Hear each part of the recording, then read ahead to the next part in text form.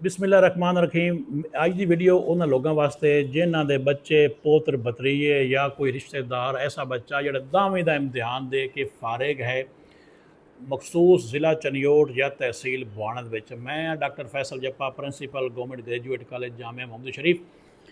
ਸਾਡੇ ਕੋਲ ਜਿਹੜੇ ਬੱਚੇ 10ਵੀਂ ਦਾ ਇਮਤਿਹਾਨ ਦੇ ਚੁੱਕੇ ਹਨ, ਫਾਰਿਗ ਨੇ ਘਰ, ਉਹਨਾਂ ਦੇ ਵਾਸਤੇ ਇੱਕ ਪੈਗਾਮ ਹੈ ਕਿ government graduate college Jamia Muhammad ਸ਼ਰੀਫ ਦੇ ਵਿੱਚ ਦਾਖਲੇ ਜਾਰੀ ਨੇ। 11ਵੀਂ ਜਮਾਤ ਦੇ ਵਿੱਚ 9ਵੀਂ ਜਮਾਤ ਦਾ ਰਿਜ਼ਲਟ ਕਾਰਡ ਲਈ ਆਉਣਾ ਹੈ ਤੇ ਆ ਕੇ ਦਾਖਲਾ ਲੈ ਲੈਣਾ। ਪ੍ਰੋਸਪੈਕਟਸ ਜਾਰੀ ਨੇ ਔਰ ਇਨਸ਼ਾਅੱਲਾ 1 ਮਈ ਨੂੰ ਸਾਡੇ ਕੋਲ ਪ੍ਰੀ ਫਸਟ ਈਅਰ ਯਾਨੀ ਕਿ 11ਵੀਂ ਦੀ ਕਲਾਸ ਸ਼ੁਰੂ ਹੋ ਜਾਸੀ ਬਗੈਰ ਕਿਸੇ ਪੈਸੇ ਤੋਂ, ਬਗੈਰ ਕਿਸੇ ਟੈਨਸ਼ਨ ਤੋਂ।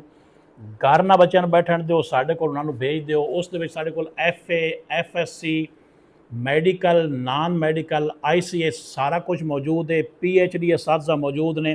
ਤਹਿਸੀਲ ਬੁਆਣੇ ਦਾ ਵੈਦ ਗ੍ਰੈਜੂਏਟ ਕਾਲਜ ਹੈ ਜਿੰਦੀ ਐਫੀਲੀਏਸ਼ਨ GC ਯੂਨੀਵਰਸਿਟੀ ਲਾਹੌਰ ਨਾਲ ਹੈ, ਜਿੱਥੇ 7 PhD ਉਸਤਾਦ ਨੇ। ਮੈਂ ਦੂਸਰੀ ਵੀਡੀਓ ਵਿੱਚ, ਚूँकि ਵੀਡੀਓ ਲੰਬੀ ਹੋ ਜਾਸੀ, ਉਸ ਵਿੱਚ 7 ਉਸਤਾਦਾਂ ਦਾ ਤਾਰੁਫ ਵੀ ਕਰਵਾਈ ਸਾਂ। ਬੁਆਣੇ ਦਾ ਕਿਸੇ ਕੋਈ ਪ੍ਰਾइवेट सरकारी ਦਾ ਜਾਂ ਸਰਕਾਰੀ ਅਦਾਰਾ ਐਸਾ ਨਹੀਂ ਜਿੱਥੇ ਇतने PhD ਲੋग मौजूद होवें। 7 ਅਸਾਤਜ਼ਾ PhD ਨੇ, ਬਾਕੀ ਸਾਰੇ MPhil ਉਸਤਾਦ ਮੌਜੂਦ ਨੇ। ਸਰਕਾਰੀ ਇਦਾਰੇ ਜਿਹੜਾ ਸਾਡੇ ਵਜ਼ੀਰ ਆਲਾ ਸਾਹਿਬਾ ਦਾ ਔਰ ਵਜ਼ੀਰ ਤਾਲੀਮ ਦਾ HED ਦਾ ਜਿਹੜਾ ਇੱਕ ਮੈਸੇਜ ਹੈ, ਇੱਕ ਨਾਰਾ ਹੈ ਕਿ ਸਰਕਾਰੀ ਕਾਲਜ ਮਿਆਰੀ ਕਾਲਜ, ਉਸ ਦੇ ਤਹਿਤ, ਉਸ ਇਨੀਸ਼ੀਏਟਿਵ ਦੇ ਤਹਿਤ ਇਹ ਸਾਰਾ ਕੁਝ ਹੋ ਰਿਹਾ ਹੈ।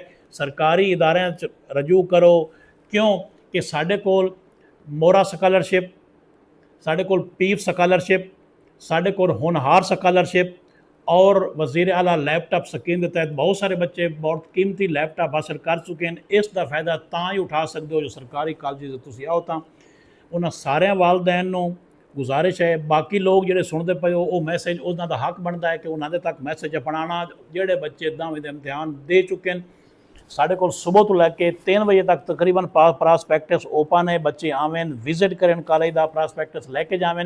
और मैं दोबारा आख देवां 1 मई नूं इंशाअल्लाह ताला बफज़ल खुदा प्री फस्ट ईयर 11वीं जमात दियां बाकायदा रेगूलर क्लासां शुरू हो जासन। इस मैसेज नूं अगे तक अपनाओ ताकि जिहड़े लोगों नहीं पता उन्हां लोगों नूं पता लग जाए। जामिया मुहम्मदी शरीफ। बहुत शुक्रिया जी।